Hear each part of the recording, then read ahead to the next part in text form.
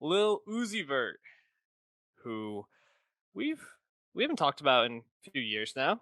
Yeah. Uh, Last time we were talking about him was his team up with Future, right? The N- Pluto and Baby Pluto. no. It was after that. It was Eternal Take.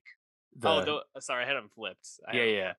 flipped. Eternal Take. If people might forget, that came out the last weekend of the pre-pandemic Yeah. times. Oh, I remember.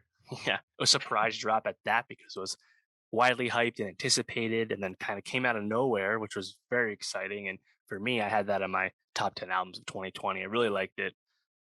Been a Uzi fan for some time. Uzi's been in our lives for a long time at this point too, and keeping up the trend of not really actually releasing all that much music all that often.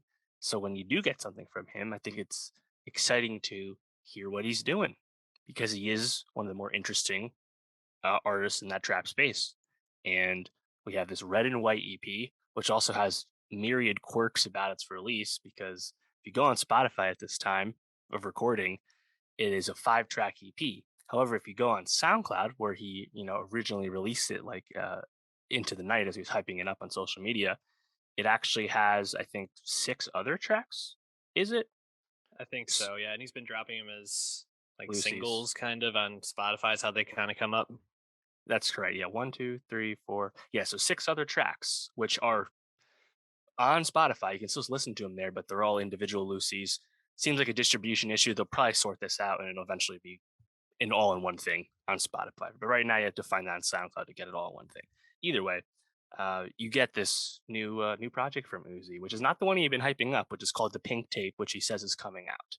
Looking forward to that still. But this Red and White EP, for what we got, whether you listen to just the 5 tracks, you listen to everything out there all at once, I actually think it's right in line with some of the best qualities that Uzi delivers in terms of energy, quirks in his performance, and just bringing some kind of unique character to this type of music. Yeah.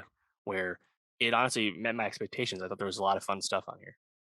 Yeah, there's definitely a lot of fun stuff. I think it was a bit more hit and miss for me, but the songs that hit, I thought really hit. Like for me, Glock in My Purse and Final Fantasy really stood out as just two absolute banger tracks. A couple of the ones before on the 5 song EP, Cigarette and for Fun, were a bit more miss for me. I Mhm. didn't really like those ones as much, but yeah, wrapping up that 5 track one with the Glock in My Purse and Final Fantasy was great. And of the Lucy's, I thought Hitting My Shoulder was pretty good. Yeah, So yeah, I mean, I was pretty pleased, especially because I wasn't expecting to get something right. like this from him. So I'll take what I can get. Yeah, I think that's kind of whether it's intentional on his and his team's part or not. That's kind of the appeal. It's like, oh, new Uzi music. Oh, it's pretty Yeah. good. How exciting, you know? Uh, yeah, I agree on Final Fantasy for sure. I thought that was just the energy of that is awesome. But honestly, this song would be a amazing Square Enix marketing for the next Final Mm. Fantasy game. Just the stuff he says. Final Fantasy, this a new life. Final Fantasy, that's a sex pill. Like there's just some funny ass shit he's talking about. I like that one a lot.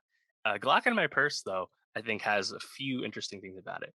He's just kind of funny with his one liners, like he's just saying weird things about like the Yeah. semantics of like that's a backpack, it's not a purse, Right. stuff like that's really funny. But then later on, towards the end of the song, he talks about his dad making assumptions about I believe his sexuality due to the way he was dressing growing Hmm. up. And it's like, I can't help but think of hearing that line as Uzi has recently decided to go by they them pronouns as well. Hmm. So something he definitely thinks about, and he's always someone who's marched the beat of his own drum and how he presents himself out in the world. Lest we forget, recently he had a diamond mounted on his Yes. forehead, so he's a one of one.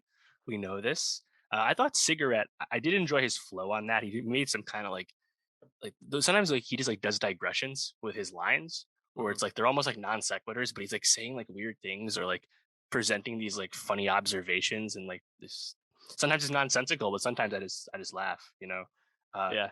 Also, from a style wise, it's a hit, which I didn't like too much, but it is notable that that is very much in like the rage, like modern day, whole lot of red Playboy Cardi mold, Mm. in terms of the genre. Not something Uzi has really dabbled in all that much. And then he throws in a normal verse later. But I was like, huh, I wonder if he's gonna go down the Cardi lane.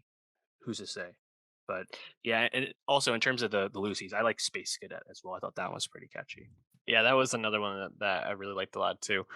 Yeah, I mean, I think Uzi just continues to be a very singular type of artist, and I think it's always nice to see him pop up, whether that's how they want it to be or not. It's always exciting. So check out Right. Red and White, the EP, and those Lucy's as well. We'll be putting one or two on our Nostalgia Best of 2022 playlist.